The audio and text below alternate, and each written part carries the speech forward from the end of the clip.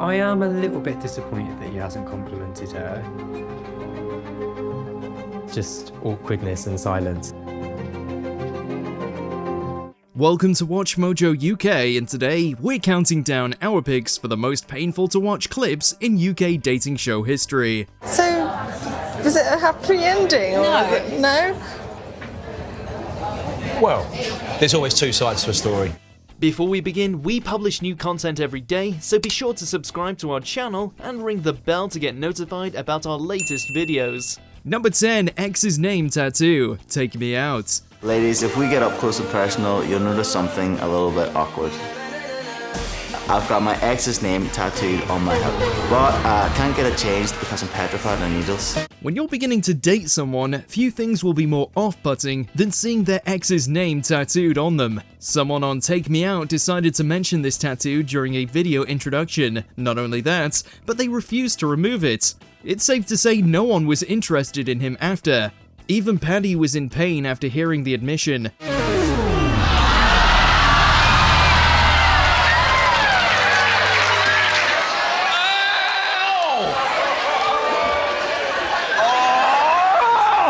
Granted, we all make mistakes sometimes, but if you've done something like that, maybe wait until you get to know someone before telling them. It'll be harder to keep the secret now that he's announced it on national television though. Oh man, I didn't see that one coming. Olivia! Number 1 in the rule book, never get your ex's name tattooed on you. Number 9, accidental sexist joke. First dates, Island. Sometimes I think people get a bit taken aback. Oh, you're a feminist, oh. Oh, you're one of those, oh. People just assume that you hate men, which isn't the case. There's a theory that the producers of dating shows intentionally set up opposite personalities. It goes against the point of the show, but it also makes for some juicy reality TV. Here we see two totally different people having an awkward dinner together. Farmer George decides to tell his date Amanda a slightly sexist joke about sandwiches. I'm saying she because, I mean, mostly, like, men are bad at making sandwiches. You know what I mean? Women are bad, like...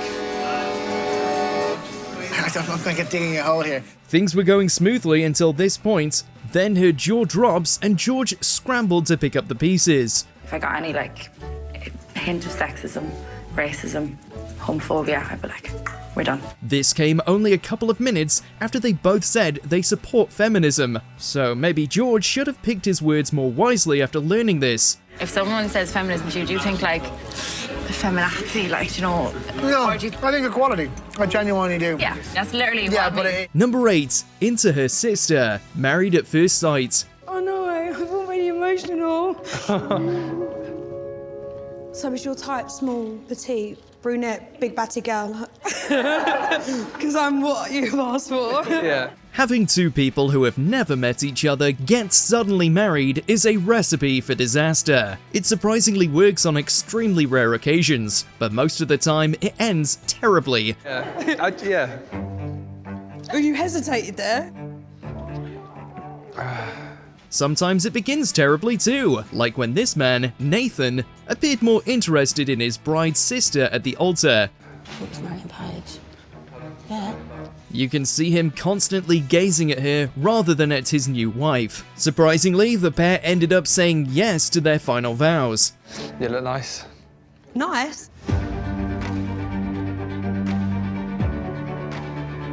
Nice. They were still together 3 months later for a reunion episode, but have since split up. This is pretty impressive considering how things began. I want beautiful, I want gorgeous, I want stunning.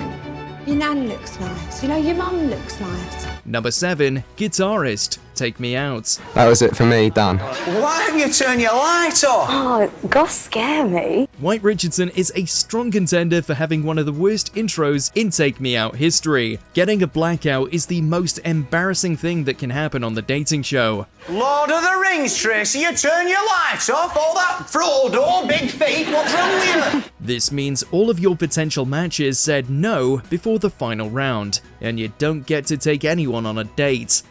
And then the third round, I had a video, and in the video I said, I was a bit of a goth. Thank you very much, mate. I think...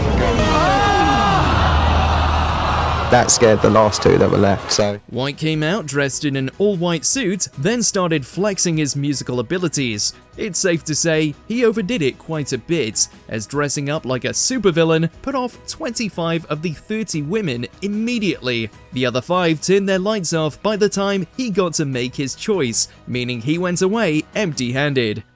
that was it for me, done. Why haven't you turned your light off? Oh, God, scare me. Number 6. First night elimination. Come date with me.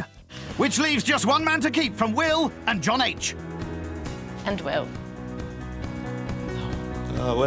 This show only ran for 2 series before being cancelled. It felt like Dinner Date, except everyone has dinner together, making it pretty awkward. Well, you need to leave me. Oh, I'll lead you then. Come on then.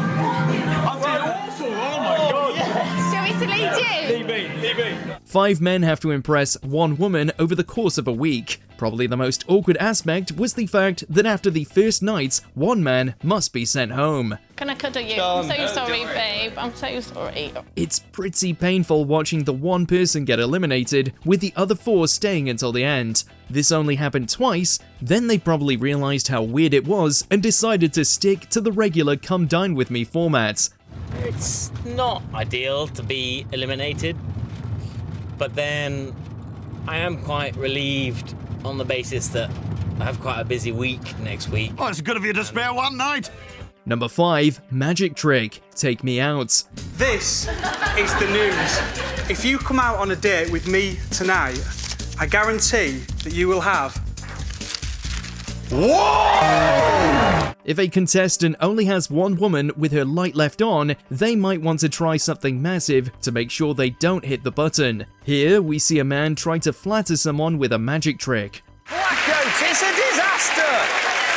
Did you not see that? It's a relatively impressive one too, but unfortunately, this lady is terrified of magic. Magic, it were ripped up, bang, it were back together, what do you want? Magic tricks freak me out. I'm sorry, I just don't like it. At least Paddy loves it, plus, she probably regrets it after he reveals a fine bottle of champagne. Maybe he should work on his skills a bit more, then figure out a way to magically keep all those lights on so he has better luck. She did miss something spectacular. I was going to give her a bottle of champagne. Give it that here. Number 4. Richard Blackwood appearance. First dates. Wow, this guy's got an attitude. That boy has slept with my sister and basically just dumped her. If you're a fan of EastEnders, you're probably familiar with this actor who played Vincent Hubbard in the soap during the mid-2010s. This made him a bit of a minor celebrity, but his appearance on First Dates would make you think he's known by everyone. Like, once you do EastEnders, the next big thing after that can only be Hollywood.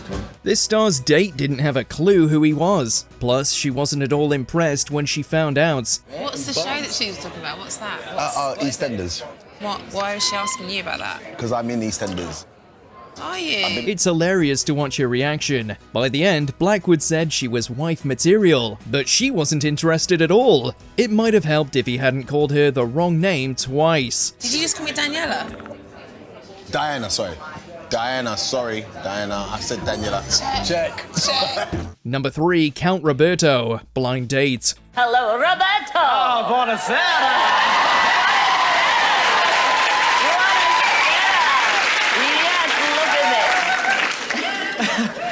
Now you are a count, aren't you? That's right. Venetian. Few blind date contestants became as popular as Count Roberto Luigi Micheli, who was surprisingly only 29 in this appearance. While he was memorable, it was for all the wrong reasons. I would slowly, so tactfully, sort of move away to the piano, as the piano is my forte, and sing you for the educated folk here. He was extremely arrogant and full of himself, making him very off-putting. Who gave you a speaking part over there? I mean... Well, somebody has to with you around. The aristocrat bragged about never losing arguments, plus his extremely lavish lifestyle. This led to a lot of banter between him and Scylla, with the host usually coming out on top. I'd like to get you on a slow boat to China. Oh, make it quicker than that. Despite this, she still chose him as her date. We can safely assume it didn't last, as he came out as gay not long after the episode's release. Your blind date for this evening, you chose number 2. That was Roberto, Count Roberto from Jersey. Come in, Roberto!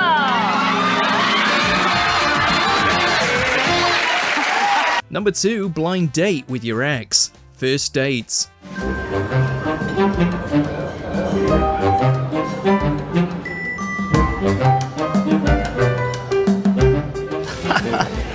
Thank you.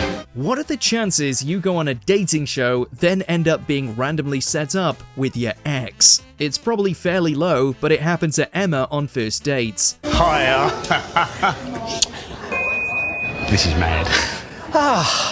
Well. Stop it. The pair and every viewer were wondering if the producers did this intentionally. It wasn't like they split up on positive terms either. He embarrassingly broke up with her over an Instagram message. We've dated. No, you are kidding me. They must have known. They couldn't have known. Emma looked pretty disappointed after putting in the effort of coming on the show, then meeting an ex she wasn't fond of. The way he acts makes us wonder why she stuck around at all after seeing him. Are you still doing all your water sports and things? Yeah, yep, still doing the water skiing, surfing. But obviously you can't see it because I blocked you from Instagram. And Number 1, bride's not his type. Married at first sight. I'm hoping to turn around at the end of the aisle and just fancy the pants off her, feel a connection instantly. Finally, we have yet another painful instance of a bride and groom shockingly not falling for each other at the altar. In an ideal world, he'd look at me and just be like, oh my god. The bride, Polly, is pretty impressed by her match, Adam, but he admits in an interview that he's not into her. She could easily tell by his awkward silence and lack of compliments. Unsurprisingly, things escalated between the two as time went on. The initial attraction's not 100% there.